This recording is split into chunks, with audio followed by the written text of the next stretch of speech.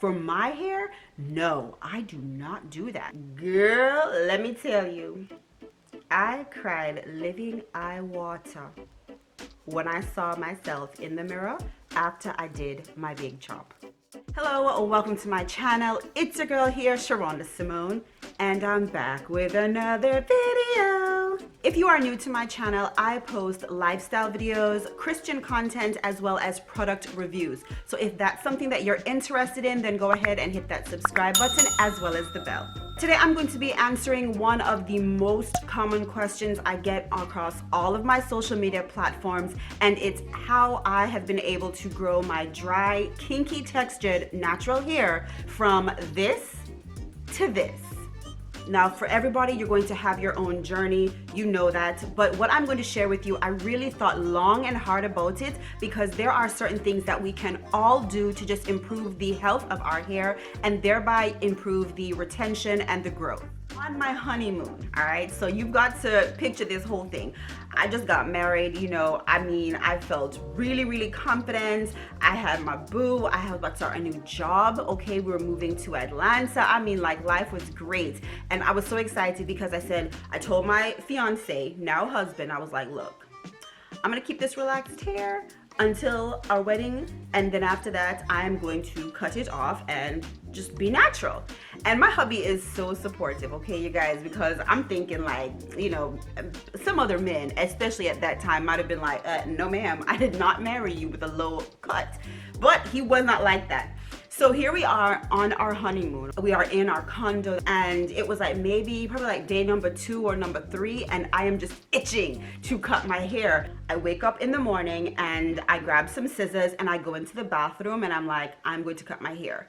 And my husband was like, whoa, sis, stop. I have a lot of faith in you, but let's put the scissors down. So he actually made me an appointment with one of the hairstylists in Florida where we were staying. So I went and I got this really cute cut. I loved it. I felt so liberated. When you cut off all your hair and you just bam, you just feel good about yourself. And I had a man, a new job, a new haircut. You could not tell me anything, all right?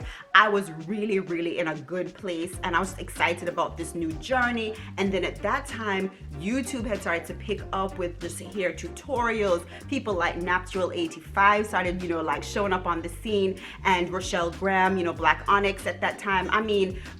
There was some potential. I was really excited. I'm looking at people wow, my hair could be like that. I was so amped, okay?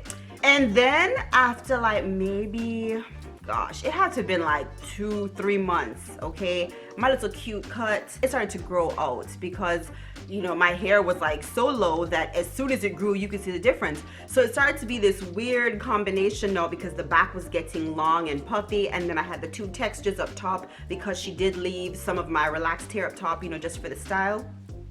Let me tell you, I was looking so crazy after only a couple months of feeling ooh, get it girl, all right? So I ended up deciding that I was going to do a formal big chop, cut off all of my relaxed ends. Again, I'm thinking, I see people on YouTube do it, and they're so cute. I can do that too. Girl, let me tell you, I cried living eye water when I saw myself in the mirror after I did my big chop. I don't know if that was your story. Maybe you have a cute head, but I saw all the domiferousness of my head and I was like, ooh, girl, that was not for me. I think there are so many women who look just beautiful, okay? Just absolutely beautiful with short haircuts, but that's just not for me. But it was just my own insecurities. Literally, I felt very insecure in that moment. And I remember still people weren't really wearing their natural hair, and a TWA, that was not a big thing. That wasn't popping. We hadn't evolved as a community to appreciate that, and so it was very difficult for me, really hard. I just wanted to give you the backstory, all right, lest you think that it was just some easy situation for me. It was not, all right? I was on YouTube watching video after video. I would go into the drugstore, I would go into Walmart, and I would buy all the natural hair products. And I just began to saturate my hair with everything. If it said natural, kinky, curly, if it said moisturizing, if it had anything like that on the packaging, I was getting it. I believe I was spending anywhere from $30 to $40 per week on natural hair products. I'm putting it on and I'm just willing my hair to grow like, oh, please come out the scalp, please, girl. You are just like stressing me out. But that did not help, okay? Like, that did not help at all. It really just took time, and it took me learning about my hair and doing what's best for my hair for me to actually see growth and retention and healthy hair. You have to go through a process of trial and error when it comes to your hair, and that's okay, but you've got to allow that process so that you can get to enjoying your healthy, amazing, beautiful hair, but it is going to take some trial and error. Study your hair type. Now, I'm not talking about texture. My hair alone, I have 3 different textures. I have kind of wavy, kinky in the front. I have like zigzag in the center. I have loose curls at the back, and on the sides, I have ringlets. So is that like 3 or 4? I don't know, but you get the picture. So when I say study your hair texture or study your hair type, it's more so learning about porosity. So that, I think, is like one of the main things that you've got to know about your hair. So porosity has to deal with how tight the cuticles or the covering over your hair is. So the tighter the cuticle, then the lower the porosity. The looser the cuticle, then the higher the porosity, meaning that products can easily get through, or moisture can easily get through the cuticle and get into the hair shaft. Now for me, I have a low porosity. So my hair takes a long time to dry when it finally does get saturated with water. And also too, products tend to build up on my hair strands if I don't allow the cuticle to open up before I apply my hair product. So in order for you to know what your hair porosity is, you just take a strand of hair after you've washed your hair so there's no product on it, and then go ahead and just get a glass or a cup of water, just regular tap water, put the strand of hair in there, and then wait. What you're waiting to see is, number 1, does the hair just sit on the top of the water and not sink? Number 2, if it sinks, does it sink kind of in the middle of the glass? Or 3, does it immediately sink all the way to the bottom? So if it stays at the top of the water, then you have low porosity. If it stays in the middle of the water, then you have medium to normal porosity. If it immediately sinks to the bottom, then you have high porosity. Based on this information, you're going to want to get products that work with your hair type. If you stick around until the end of the video, I'm going to be sharing with you the number 1 thing that I did to allow my hair to not only grow, but to retain length. And I promise you that 90% of you watching this video have probably never thought about this, and it really could be impacting the health and retention of length for your hair. The next thing is that I always use a leave-in conditioner. So my hair is, again, a very dry, kinky texture, and so I need to make sure that when I do my hair, I always do a leave-in. That way, even after my treatment, whether it's washing and deep conditioning, my hair is still getting the benefit of some good products. So find a leave-in conditioner that works for you based on your porosity and your hair type, and then make sure that you always do that every single time you are washing, conditioning, deep conditioning, and have some kind of leave-in, whether it's a cream or a conditioner, some kind of serum. But you really want to make sure that you're maximizing the moisture for your hair, especially if you have dry, kinky textured hair. So I always deep condition with heat. Very important. So years before, I had made the mistake of just putting globs and globs of product on my hair, and it wasn't doing anything. It would literally just kind of cake up, and I could just feel it just coating my hair, but my hair was still not retaining length. It was still breaking off like crazy, and it just looked dull and unhealthy. So it wasn't until I realized, like, hey, you've got to get the good stuff in. Then I noticed a huge change in my hair. Now, if you're like me, you tend to collect hair care products. I mean, because there are so many of them now, so we have all these options. I used to think that I could use any conditioner as long as it was for my hair type, and then I could pair it with any kind of deep conditioner or shampoo and get the same results. Nah, sis. Use the same product in the line for all steps because they literally work together. The way they are made in the little labs when they're putting everything together, I mean, there is a science behind it. There is a chemistry behind it. So I think once I started to realize, like, hey, you know, on the back where it says, like, follow up with such and such product, That's because they know that it's going to work well together. So if you find a line that works for you, go ahead and grab the shampoo, the conditioner, the deep conditioner, the leave-in, all of that. Now, when I wash my hair, there is a certain way that I do it, and it has more to do with how I allow the product and the water to go onto my hair. And what I mean is that, like, let's say I'm shampooing my hair. First of all, I sit under the water in the shower at like a nice warm temperature because I want my cuticles to open. Underneath the shower water, I wait till my hair gets good and saturated. Really wet, and then I start to put on whether it's my shampoo or conditioner, but I don't allow my hair to go in every direction. I've seen lots of videos where people are just washing and they're just letting their hair fly all over the place. Look, that doesn't work for me, because when I do that, then it actually increases the amount of tangling, and then my hair tends to break more when I go through the detangle process. So I like to keep my hair in one direction. Now, when I'm doing my rinse, then I'll separate my hair in two, and I'll keep all of the hair in this direction, and on this side I'll have it all in that direction. But basically, I don't just haphazardly wash or condition my hair, because that leads to a lot of tangles and then a lot of breakage when I go to detangle my hair. When I get a new product that I have never worked with before, I read the label, I read the steps, I read the instructions, because some products say to use it with cold water or warm water, or some products say it doesn't matter. Because the chemistry of the product is such that it's only going to work at its best when you use it as advised. Not all products can be used the same way. You really should be reading the back of the labels to find out what the best way is to get the best results with your hair. Take your hand out of your head. I cannot stress this enough, okay? If you are somebody who is constantly changing your hairstyles and messing with your hair, and you don't like to do protective styles, chances are your hair, while it is still going to be growing, because hair is always growing, you might not see growth because it's breaking off. And I know, once again, I've been guilty of this, okay? When I first went natural, or even when I was like, you know, a couple years into being natural, I was constantly changing hairstyles and doing this twist out and this braid out. I mean, just really, you know, hands in my head all the time, because number one, it's fun. Number two, there's so much you can do with your hair, because our hair is awesomeness.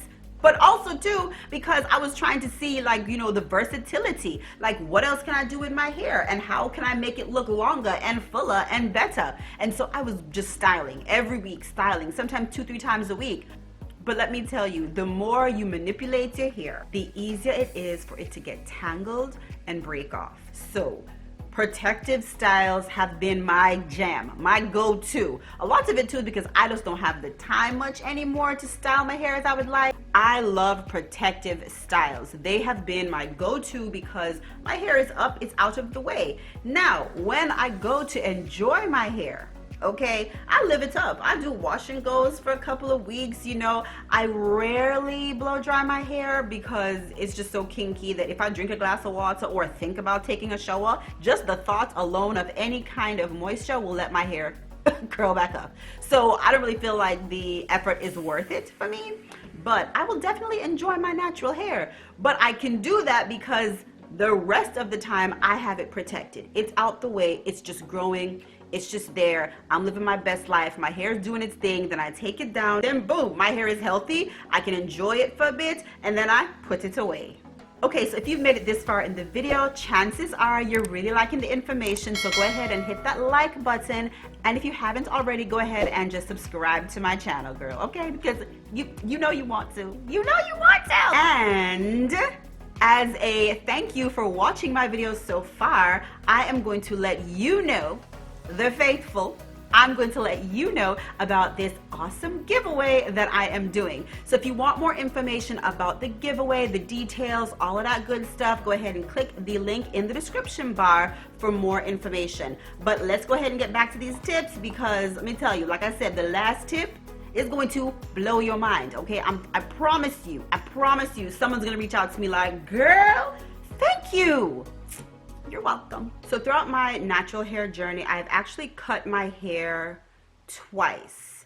after my big chop whole ordeal. Now, I don't routinely get my hair cut, but I do trim the ends. So if my ends don't look right and they need to be dusted, meaning just taking off what's unhealthy with a nice pair of sharp hair scissors, okay? Don't go into your kid's school bag and take out those little whiskers or skiskers, whatever those are. Don't take those, okay? You want actual hair scissors. If you don't feel comfortable doing it, get to a hairstylist or someone who does, because it is the worst feeling to jack up your hair, okay? So don't do that, all right? Just don't. But I just lightly dust if something doesn't look right, or if my ends are looking a bit, you know, frayed or split. I'll just dust ever so lightly. For me, that works because I don't straighten my hair often, so it doesn't have to be totally perfect. Now, let's just say you have the unfortunate situation like I did to go to a hairstylist who was supposed to be a natural hair stylist, but they jacked your hair up. I only went twice, and she was able to damage my hair significantly. I was looking like a willow tree. Like, look at that. That looks absolutely just crazy. My heart hurts just looking at that picture. Oh my gosh, I'm gonna take it off the screen now because I can't take it. That was just very sad because that was not supposed to be my hair. I had gotten so much length and retention when I was pregnant with baby Gigi, and then for my hair to go from this to that, if your hair is not healthy, there are certain times you just have to give it up and trim it. So once I trimmed my hair myself, again, I felt comfortable doing that, I noticed a huge difference. Look at that. Just with me trimming, that's not styling, that's no product in my hair, just me taking off the straggly ends, as my sister and I call it, because then I didn't look like a willow branch anymore, you know, like I didn't look like a willow tree. My hair actually looked more full and healthy when it was shorter. And since I did that little trim and shape up, that was probably about maybe like April. And I'm recording this video at the end of July. And already my hair, I can see it's coming back. It is getting back to how I know it needs to be. So at some point you just have to kind of give up and just be like, okay, look, you know, it's better to start from like scratch in some regards if you are going to get to a bigger and better outcome in the future. I was like maybe 3 years ago, I was struggling. Even though my hair was growing and I was retaining length, my hair literally felt like trash. Like, it felt like trash, like straw. And I was like, what is going on? It still looked dull. It was just like there. And I'm thinking, you know, I'm using good products. I'm spending money. I am deep conditioning. I am protecting. I mean, I'm doing things right, okay? Like, I'm drinking water here. What is going on? I have got to give credit to Whitney. You know her more than likely by Natural 85. Okay, so here it is, guys. I no longer use coconut oil products in my hair. I know. You're like, what? Girl, why? Coconut oil is the bomb. Yes, it is, but not for everybody's hair. Okay, I use it on my face still. I use it on my skincare products, but I no longer, like, if that sucker says coconut oil, coniferous, follicus, olicus, whatever on the back, I put it right back on the shelf, okay, because it is not for my hair. The day, as in literally the day I washed my hair with a product that didn't contain coconut oil, I felt a difference. My hair was like, thank you, Jesus. Because remember, I've been shellacking on coconut oil based products ever since 2011. That's a long time. My hair was like, no ma'am, I don't like it, not one bit. You can put it everywhere else on your body, but don't touch me. For my hair, no, I do not do that. So I have actually researched a few brands that I know have coconut oil-free products. So I love, number one, I've been using it for a long time now. I absolutely love this brand, as well as this hair care line, Red Palm line from Shea Moisture. It is coconut oil free. Okay, so if you have not seen that in your local stores, then go on their website. It is worth every penny. I believe in this product. It works really well. I actually got my bonus baby using it now. She loves it. Her hair is loving it. So they have the shampoo that is a detangling shampoo, which is like just crazy in and of itself, because most shampoos make my hair do gang signs and like this is what happens when I put shampoo in my hair. Like, it just starts to, like, what are you doing? Why is like one strand here all the way over here? Like, stop that, okay? It's just crazy. But with this Red Palm detangling shampoo from Shea Moisture, it's like, hey, oh, it's really nice, okay? The next line is a new line. Well, it's new to me, been around for a little while, but it's actually a Black-owned business. And bonus, she's a Christian. Yes, of course we're gonna try it out. Plus, also too, it is coconut oil free, and I'm talking about Strands of Faith. So if you guys follow me on Instagram, I had a couple Insta stories talking about it, and I used the deep conditioner so far, and I want to say like maybe a leave-in or so, but let me tell you, whoa, my hair after using this deep conditioner, I mean, like, even because my bonus baby did my hair for me, like, you know, she washed it and stuff this time, and she was like, your hair is soft. I was like, right? I mean, it felt like brand new kind of soft after the deep conditioner, okay? So I'm just saying, if you haven't checked that out as well, I'll go ahead and leave that in the description box for you too. And then the last line is another line that I've been using for some time now. You know, it is a part of my Holy Grail collection. The main choice, the Crystal Orchid line, is the purple one, but it's a very specific one. You have to look at the back, okay? Because I think their branding is purple and black anyway. So you can't just pick it up and be like, oh, Sherunda Simone said to use this. No. Flip the back, sis, and read the ingredients, because it's going to have that coconut oleifera corticus, whatever name. It's going to say coconut oil. You don't want that one. I've used the shampoo, which is also a detangling shampoo that actually detangles your hair while it gently cleanses. And then I have the conditioner and the styling gel, I believe. So I use the whole line, right? Like I said, if I find one part of the puzzle that works, I buy all the parts of the puzzle. And those are my 3 products that I go to all the time. Now, if you know of another line that doesn't use coconut oil, please let a sister know, because I'm always trying new things and I like to have variety, you know, because people like to change up the ingredients in their stuff all the time. Like, why would you do that?